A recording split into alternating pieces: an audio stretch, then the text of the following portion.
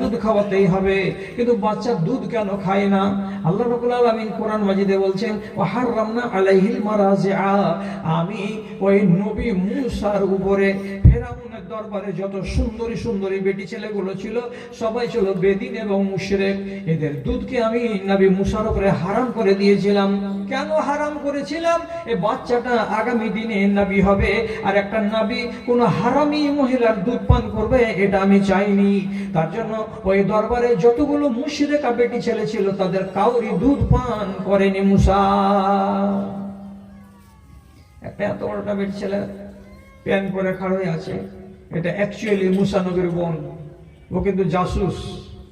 হঠাৎ করে বলছে, ও জি, এই যে এই বড় গাছের তলায় ঝুপড়িখানে একটা মায়ের লোকের বাচ্চা হয়েছিল, তো বাচ্চাটা যে কি হয়েছে জানি না, তো ওর তো দুধ হবে, তো ওকে যদি তোমরা ফুসলাও আর ওর কাছে নিয়ে যদি যাও বাচ্চাটাকে, তো যদি ও দুধ খায়, তো দুধ খাওয়াবার জন্য ফেরাউনের স্ত্রী আসিয়া পরেশান আছে, সাথে সাথে লোক দিয়ে ওই মহিলাকে আর বরের গাছতলা থেকে ডেকে এনে আমিনাতে বলছে, এই বাবা, তোমার বাড়ি যেখানে হোক না কেন, এই বাচ্চাটা আমার দুধ খাওয়ার জন্য পেরেশান আছে, বাচ্চা খিদায় মরে গেল, আর বাচ্চা দুধ খায় না কাউরি, তোমার নাকি দুধ হয়, তো তুমি একটু খাইয়ে দেখো তো।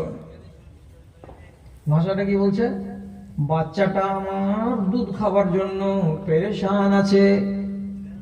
মূসা নবীর মা চোখটাকে বন্ধ করে নিজে নিজে বলছে, আহা আল্লাহ রে, মায়ের চাইতে মাসির দরদ বেশি দুনিয়ার লোক বলে। আমার কলেজের টুকরা মূসাকে আমি আল্লাহর হুকুমে ফেলে দিয়েছি নদীতে, আর আমার হাত ছাড়া হয়ে যাওয়ার পরে এই মহিলার বাড়িতে এসেছে, আর আমার চোখের সামনে আমার কলেজের টুকরা নয়নের মণিকে এই মহিলা কি বলছে, আমার বাচ্চা। আহা, মন তো বলছে আর গালে একটা চড় মেরে দিই, যে তুই আমার বাচ্চাকে নিজের বাচ্চা বলিস, কিন্তু আমি ভয়ে কাতর আছি, কি যদি জানতে পারি যেটা আমার বাচ্চা তো জবে করে দিবে, এই জন্য আমি চুপ থেকে গেলাম। মনে মনে বললাম, তোমারই বাচ্চা, তোমারই বাচ্চা, দাও দুধ খাইয়ে দিই। আল্লাহ তাআলা গরুর বাচ্চাকে, ছাগলের বাচ্চাকে, মানুষের বাচ্চাকে এমনই একটা প্রতিভা এবং জ্ঞান দিয়েছেন, কি এই বাড়িরই যদি বাচ্চা হয় এখানে, তো ধরো যে একটা বাচ্চা ছোট কাঁদছে খুব, ওর মা গেছে হসপিটাল, 1 ঘন্টা দেরি হবে আসতে, নানি যদি কোলে নেয়, পরে হাওয়া ধরে ওরা আমার বাজারে এমন করে তুমি করে চুপে যাবে, চুপে যাবে না, চুপবে না। ফুফু যদি কোলে নেয় আর নিয়ে কত চুপাই চুপাই চুপাই, চুপবে না। খালা যদি নেই তো চুপবে না। গ্যাস ওটা না, আয় বন্ধ কর, রেজিস্ট্রেট আসছে নাকি, একবেলা ফোন করছিস মানে?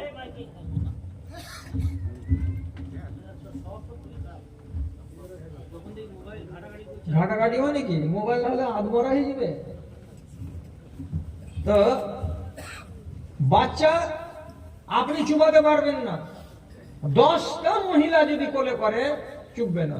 আর ওইখানে যদি ওর মা লেলি পাগলি যদি কালো কাপড় পেরাও থাকে, আর এসে যদি খালি এমনি করে ছেলেটাকে দাও দাও হবে না, ছেলেটাকে যদি খালি এমনি করে কোলে করে, মায়ের কোলে গেলে ওর নাকে যে কি গন্ধ লাগে ছেলেকে, সাথে সাথে চুপ হারমাকে পেয়ে গেছে।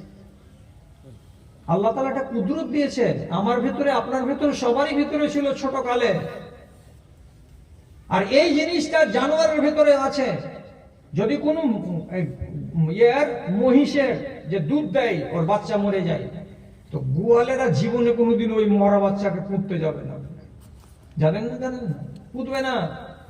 ও বাচ্চাটাকে খালাবে, সুন্দর করে খালিয়ে আবার ওর ভেতরে পুয়াল ভরে জোর লাগিয়ে দিয়ে বাচ্চা করে রাখবে।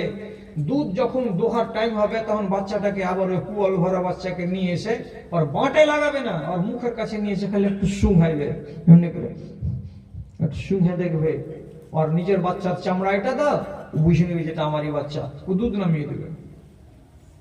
বাচ্চাকে যদি পুঁতে দেয় 8 দিনে দুধ বন্ধ হয়ে যাবে। কি আল্লাহ তাআলার কুদরত! দুধ তো খেলাম মুসা নবী 6 ঘন্টা থেকে দুধ খাইনি, মায়ের জি ভরে আরে পেটকে ট্যাপড়া করে নিয়েছে।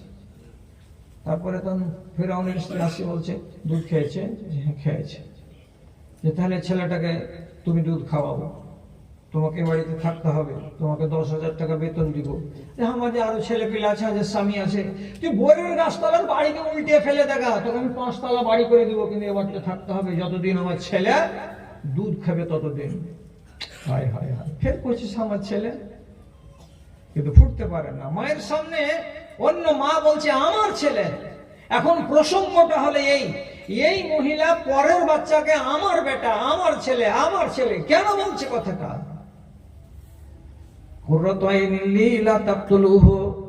এটা ছেলে যদি বড় হয় তোমার চোখটাকে ঠান্ডা করবে, এই ছেলেটা যদি বড় হয় এই স্বামী তোমার চোখটাকে ঠান্ডা করবে, একে কতল করিও না।